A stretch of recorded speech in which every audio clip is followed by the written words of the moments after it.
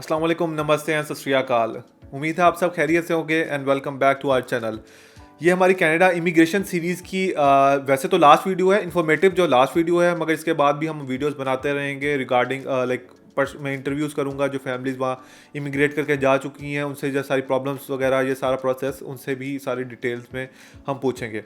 आज की particular video उन लोगों के लिए जिनका कनाडा इमिग्रेशन वीज़ा लग चुका है या वो पहले से भी इंफॉर्मेशन चाहते हैं कि लगने के बाद क्या प्रोसेस होता है। मैं टू डू लिस्ट है बेसिकली, छोटी छोटी एक बेसिक्स इन्फॉर्मेशन होंगी, जनरल लाइक इन्फॉर्मेशन है मगर बहुत इंपॉर्टेंट भी हो सकती है।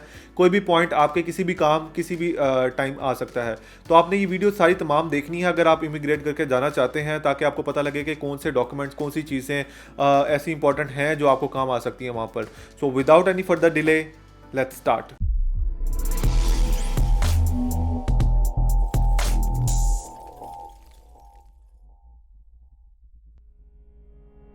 सबसे पहली चीज़ है वो है ट्रैवल डॉक्यूमेंट। जो ट्रैवल डॉक्यूमेंट है पासपोर्ट है, ऑब्वियसली यू नो दैट कि पासपोर्ट आपको साथ लेके जाना होगा।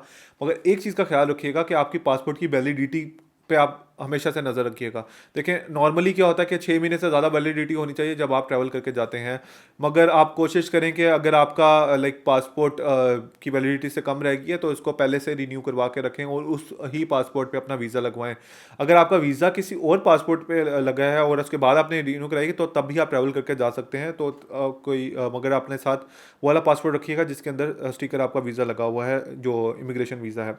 ठीक है, ये मतलब एक बेसिक इन्फॉर्मेशन है मगर इस चीज़ का बहुत आपने ख्याल रखना है। जो सेकंड चीज़ है वो है insurance document. There are some states in Canada जहाँ पे जो आपको इंश्योरेंस नहीं मिलती है, और वैसे भी जाते साथ ही ज़ाहिर बात है आपके पास पीआर नहीं होती है, आपको पीआर अभी जाके अप्लाई करनी होती है। आपको एक डॉक्यूमेंट शुरू में मिलेगा जब आप एयरपोर्ट में फ्लाई करेंगे, तो आपको एक पीआर नंबर मिल जाता है। कार्ड कुछ देर 2-3 महीने लग जाते हैं आपको कार्ड मिलने में। ठीक है, तब तक आपकी इंश्योरेंस अभी नहीं हुई होती है, तो उसके लिए मेडिकल नहीं होता आपके पास, फ्री जो मेडिकल आपको मिला होता है कैनेडियन गवर्नमेंट की तरफ से। तो आपने क्या करना है, आप इंश्योरेंस लेके जाते हैं। तो कोशिश करें कि आप पाकिस्तान में बैठे हुए ही ऑनलाइन बड़ी आसानी से आपको इंश्योरेंस मिल जाती है। अगर आपके कोई रिश्तेदार हैं तो वहाँ पर रहते हैं, वहाँ पर आप उनसे पूछ सकते हैं कि लाइक वो कि कौन कौन सी इंश्योरेंस है जो अच्छी होती हैं, तो आप उनसे पूछ के वो इंश्योरेंस पहले से लेके जाइएगा। क्योंकि ट्रस्ट मी ऑन दैट कि अगर खुदा ना खास्ता कि अगर आपको वहाँ पे कोई प्रॉब्लम फेस करनी पड़ती है, आपको कोई मेडिकली कोई इशू आ जाता है, तो आपकी मतलब एक फॉर्चून पूरी निकल जाएगी। आपके इतने ज़्यादा पैसे लग जाएंगे कि आपको बहुत ज़्यादा प्रॉब्लम फेस करनी पड़ेगी, फाइनेंशियली बहुत बड़ा एक बर्डन हो जाएगा आपके ऊपर। ठीक है, एक छोटी सी प्रॉब्लम के ऊपर बड़ा फेस करना पड़ सकता है। ठीक है, अब हो गया एक चीज़, एक थर्ड नंबर पे है वो है बैंक डॉक्यूमेंट्स। बैंक में क्या होता है कि एक तो सेटलमेंट फंड्स, जो मेरी आपने पीछे डॉक्यूमेंट की वीडियो देखी होगी, आपने ऑन लाइक लाइक प्रूव करना होता है कि यू हैव मनी। वो जो आपने सेटलमेंट फंड्स के दिखाए थे, अब वो आपने सारे पैसे इन कैश कैरी तो नहीं करने होते। वैसे भी जब आपने कंट्री से निकलना है तो आप $10,000 से ज़्यादा लेके बाहर नहीं निकल सकते। ठीक है, पर पर्सन। ठीक, मगर वो जो आपने सेटलमेंट फंड में अगर आपने दिखाया था कि जी मेरे पास $25,000 हैं या $30,000, जितने भी आपने दिखाए हुए हैं, तो उसी लिए आप करते हैं अपना बैंक का डॉक्यूमेंट होता है। कोशिश कीजिएगा कि बैंक जो है लेटर है आपका, जो आपकी बैंक स्टेटमेंट है वो लेके जाइएगा, और साइन और स्टैंप लाजमी होनी चाहिए। अगर आप पूरे पेजेस कर देते हैं वेल एंड गुड, नहीं करते तो first and last page sign and stamp होनी चाहिए बैंक की तरफ से, आपने वो साथ अपने रखना है। ठीक है, आप अगर एक और चीज़ है कि अगर आप, मेरे पर्सनल एक्सपीरियंस की बात कर रहा हूँ मैं, अपने कंट्री के अंदर dollar account, foreign currency account अगर खुलवा सकें पहले से, तो वो भी खुलवा के जाइएगा। आपको बाद में काम आएगी ये वाली बात, या आपको मेरी बात बाद में समझ आएगी जब आप इमिग्रेट करके चले जाएंगे, मगर आपको ये काफ़ी ज़्यादा फ़ायदा देगी जब आपने पैसे ट्रांसफ़र करने होते हैं टू कनाडा के लिए। ठीक है, एक ये वाली चीज़ होगी। और फिर एक होती है कि इंटरनेशनल ट्रांजैक्शन जो है ना, वो अपनी बैंक की अपने एटीएम कार्ड या डेबिट कार्ड जो आपके पास है वो ओपन करवा लें। काफ़ी बैंक्स होते हैं इस तरह के। मेरा पर्सनल बैंक भी क्या होता है कि वो जो मेरा डेबिट कार्ड है, मैं अब उसके ऊपर इंटरनेशनल ट्रांजैक्शन नहीं कर सकता अनटिल अनलेस मैं कॉल करके अपने बैंक को पूरी इन्फॉर्मेशन देने के बाद उसको ओपन नहीं कराता, वो भी स्पेसिफिक टाइम के लिए ओपन होता है। ठीक है, तो आपने इस चीज़ का भी ख्याल करना है। अगर आपका बैंक की कोई इस तरह की रिस्ट्रिक्शंस हैं तो अपने कंट्री में रहते हुए ही इस तरह का लाइक पूरा प्रोसेस करके जाएं। और वो वाले बैंक अकाउंट्स जो आप नहीं यूज़ कर रहे, तो उसको रादर देन वो डॉर्मेंट हो जाएं, आप क्या करें, उनको खुद पर्सनली जाके क्लोज करवा लें अपने सारे के सारे बैंक अकाउंट, ताकि कोई भी किसी किस्म की कोई प्रॉब्लम ना हो बैंक अकाउंट रिलेटेड। ठीक है, अब आती है नंबर 4 पे आता है अकोमोडेशन। अब मोस्टली काफ़ी लोगों के तो जानने वाले वहाँ पे होते हैं, वो जाते हैं वहाँ जाके अकोमोडेशन वगैरह ले लेते हैं। ठीक है, काफ़ी लोगों ने जाके होटल्स वगैरह में रहना होता है, काफ़ी उन्हें रेंट करना होता है। और मोस्टली लोग क्या करते हैं, जिनके नहीं जानने वाले होते, वो होटल्स में जाते हैं, कुछ देर स्टे करते हैं वहाँ पर, मीनवाइल वो अपने रेंट के लिए घर ढूंढते हैं और फिर वहाँ पे रहते हैं। मगर कनाडा में क्या होता है कि वहाँ पे ना रेफरेंसेस बहुत ज़्यादा मैटर करते हैं, कि आपके पिछले ऑनर के साथ उससे रेफरेंस आपको मिल जाएगा जी, आप एक अच्छे टेनेंट से, तो वो रेफरेंस होता है। पाकिस्तान में ये ट्रेंड नहीं होता, मगर अगर हो सके आप पाकिस्तान से कोई इस तरह का रेफरेंस लेटर बना के लेके जा सकें, कि जो शो कर सके कि आप अच्छे टेनेंट्स हैं पाकिस्तान में, या कोई भी इससे रिलेटेड डॉक्यूमेंट्स, तो वो साथ ले जाएं, क्योंकि कनाडा में ये ट्रेंड है और आपको ये फ़ायदा दे सकता है ये वाला डॉक्यूमेंट। अब नंबर 5 पे आता है एम्प्लॉयमेंट। ठीक है, आप एम्प्लॉयमेंट में क्या है कि आपका जो रेफरेंस लेटर रिलेटेड कोई भी डॉक्यूमेंट्स है ना, वो आपने अपने साथ रखने हैं। फॉर एग्जांपल रेफरेंस, कोई भी जॉब के लिए कनाडा के अंदर रेफरेंसेस बहुत ज़्यादा मैटर करते हैं। तो आपने रेफरेंस लेटर आप वहाँ से आप जो मंगवाएंगे, बाद में प्रॉब्लम फेस करनी पड़ेगी, कोशिश करें इन रिटर्न हार्ड फॉर्म के अंदर भी रख लें। जो डिजिटल फॉर्म में तो आप कभी भी मंगवा सकते हैं अपने एम्प्लॉयर से, एक्स एम्प्लॉयर से। ठीक है, तो आप ये भी अपने डॉक्यूमेंट साथ साथ लेके जाइएगा।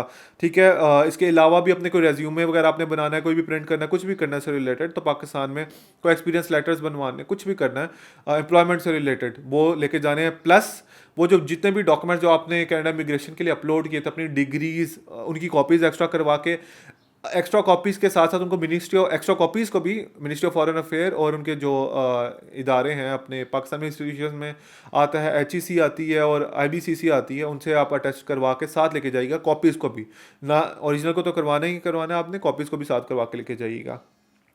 अब नंबर 6 पे एक और चीज़ आती है, ड्राइविंग लाइसेंस। ड्राइविंग लाइसेंस क्या होता है कि अगर आप अपने कंट्री से बनवा के पहले से जा सकें तो बहुत ज़्यादा आपको फ़ायदा होगा। मगर वहाँ जाके अगर आपने बनवाना है, वो तो एक नए सिरे से प्रोसेस करना पड़ेगा। मगर काफ़ी ज़्यादा इस तरह के कंट्रीज होते हैं, इवन पाकिस्तान का भी, आप अपना एग्जिस्टिंग जो ड्राइविंग लाइसेंस है विदाउट टेस्ट, आप वहाँ जाके उसको कन्वर्ट कर सकते हैं इन दैट कंट्री। काफ़ी कंट्री वाले ये वाली ऑप्शन देते हैं, तो कनाडा भी ऑप्शन आपको देता है अगर आपका पहले से है। अगर नहीं है, आपको दोबारा से नए सिरे से आपको टेस्ट वगैरह देख के फिर आपको अपना कैनेडियन ड्राइविंग लाइसेंस लेना पड़ेगा। तो आपके अगर आपका नहीं है तो कोशिश करें अपनी कंट्री से ही अपना लाइसेंस बनवा के जाएं, और फिर वहाँ जाके उसको अपना लाइसेंस कन्वर्ट भी करवा सकते हैं। तो नंबर 7 पे आता है सेल फोन। ठीक है, अपना जो नंबर है उसको अपना इंटरनेशनल रोमिंग पे स्पेशली ऑन करवा लें। ठीक है, वो बहुत ज़्यादा इंपॉर्टेंट मैटर करता है। अगर आपके कॉन्ट्रैक्ट्स हैं कोई भी, वो उनको टर्मिनेट करवाना है, उनको टर्मिनेट करवा लें। ठीक है, अगर आपकी कोई इस तरह की लाइक सिम वगैरह है जो किसी और के यूज़ में है, उसको क्लोज़ करवा लें, वो बहुत ज़्यादा आपके लिए इंपॉर्टेंट होगा, बड़ा इंपॉर्टेंट फैक्टर है आपके लिए। ठीक है, इसके अलावा मेरे ख्याल में सिम से रिलेटेड यही है बस, इंटरनेशनल रोमिंग आई गेस मेरे ख्याल में सबसे इंपॉर्टेंट फैक्टर था। फिर आता है हेल्थ रिलेटेड, क्योंकि ऑब्वियसली बात है, शुरू में जाके मैंने आपको बताया आपके पास इंश्योरेंस उस तरह नहीं होगी, आपको मेडिसिन उस तरह फ्री नहीं मिलती हैं, या बहुत ज़्यादा कॉस्टली मिलती हैं, या न्यू मेडिसिन के अंदर एडजस्ट करना थोड़ा सा कॉस्टली होता है, मुश्किल हो जाता है। ठीक है, तो आप क्या करेंगे, जो एक तो बेसिक मेडिसिन होती हैं, पैनाडोल होगी सर दर्द की, पेट दर्द की, इस तरह की, ये तो आप लेके जाइएगा। मगर जो आपके साथ कोई प्री एग्जिस्टिंग कंडीशन है आपकी, कोई डायबिटीज़ है या कुछ है, उसकी आई गेस मेरे ख्याल में एटलीस्ट 6 मंथ्स की आप लाजमी लेके जाइएगा मेडिसिन के साथ। The most important thing is prescription of that medicine. उसमें क्या है कि आपको एयरपोर्ट पे किसी टाइम भी पकड़ सकते हैं कि आप मेडिसिन लेके जा रहे हैं इतनी ज़्यादा, तो आप प्रिस्क्रिप्शन दिखा सकते हैं, तो किसी भी डॉक्टर से वो प्रिस्क्रिप्शन आप लिखवा लीजिएगा। ठीक है, वो बहुत मैटर करता है आपके लिए। तो प्रिस्क्रिप्शन आपकी वो वाली काम तो नहीं आएगी कनाडा में, मगर एटलीस्ट जो आप मेडिसिन ले रहे हैं, जो यहाँ से लेके गए होंगे, वो आपको काम आएगी बाद में, जब आपको मिल जाएगी, फ्री मेडिकल मिल जाएगा, फिर उनके डॉक्टर से आप वो मेडिसिन लिखवा के फिर आप कनाडा से अलग से बाय करेंगे। इसके अलावा छोटे मोटे और यूज़फुल हैं कि जैसे इलेक्ट्रॉनिक्स है, specially US to Canada problem आती है 110 वोल्ट टू 220 वोल्ट कन्वर्ट करना, वो मगर पाकिस्तान इंडिया वगैरह में वो प्रॉब्लम नहीं आती। तो आपने इन चीज़ों का ख्याल रखना है कि अगर कोई अडॉप्टर्स आपको इस तरह के लेके जाने हैं जो आपके वोल्टेज कन्वर्टर में काम आए, वो आपने देखने हैं। काफ़ी कंट्रीज में ये प्रॉब्लम होता है, पिन की बहुत प्रॉब्लम होती है कि लाइक आपके काफ़ी इस तरह के अडॉप्टर्स हैं जो 2 पिन होते हैं, 2 पिन शू होता है, मगर वहाँ पे नहीं चल रहे होते हैं। तो आपने देख लेना कि कनाडा में कौन से यूज़ हो रहे हैं, किसी से पूछ लीजिएगा, या फिर यूनिवर्सल सा अडॉप्टर मिल जाता है, वो आप लेके चले जाएगा, ताकि आपको किसी तरह का अडॉप्टर काम आ जाए। और एक और जो छोटी सी चीज़ है मगर इंपॉर्टेंट है, वो कैनेडियन करेंसी थोड़ी सी पर लेके लाजमी इन कैश अपने हाथ में रखिएगा, वो अलग से जो आपने एयरपोर्ट उतरेंगे वहाँ पे एयरपोर्ट में काम आ सकती है, आपने घर जाना है, टैक्सी पे जाना है, शुरू में किसी को पैसे देने हैं, तो एटलीस्ट मेरे ख्याल में 1000 कैनेडियन डॉलर्स, थोड़े पैसे भी बड़े भी नोट्स भी आप इसमें लाजमी साथ लेके जाएगा, आपको बहुत ज़्यादा काम आएंगे। इसके अलावा पावर बैंक अपने साथ रख लिए, वो भी काम आएगा, कोई चार्जेस वगैरह ऑब्वियसली बात है, वो चीज़ें भी आपके काम आएंगी। ये छोटी छोटी बेसिक सी चीज़ें हैं। आई नो काफ़ी लोगों को इस चीज़ के बारे में पता होगा, मगर अगर आप थोड़ी सी वीडियो देखेंगे शायद बंदा रिकॉल नहीं कर पाता, आखिरी टाइम में आखिरी मोमेंट्स में चीज़ें भूल जाती हैं ये वाली। तो इन सारी चीज़ों का आपने बहुत सारा ख्याल रखना है कि आप अपने साथ ये वाली चीज़ें रखें, अपने डॉक्यूमेंट्स का बहुत ज़्यादा ख्याल रखें, उनकी कॉपीज़ बना के रखें। आई सजेस्ट जो स्पेशली डॉक्यूमेंट्स जो हैं वो आप हैंड कैरी में ही रखिएगा, आप उसमें ना रखिएगा, अपने जो चेक बैग है उसमें ना रखिएगा, उसमें आप कॉपीज़ रख लें। वो जो ओरिजिनल डॉक्यूमेंट्स हैं, ओरिजिनल डिग्रीज़ हैं, वो अपने मेन बैग में जो हैंड कैरी है उसी में रखिएगा, क्योंकि बहुत दफ़ा हो जाता है कि मिसप्लेस हो जाता है आपका डॉक्यूमेंट, या चोरी भी इवन हो जाते हैं, आपकी बैग खुल जाता है, प्रॉब्लम हो जाती है किसी किस्म की, तो वो डॉक्यूमेंट बहुत ज़्यादा इंपॉर्टेंट होते हैं। कपड़े तो दोबारा आ जाते हैं, डॉक्यूमेंट दोबारा बनाना बहुत मुश्किल काम है।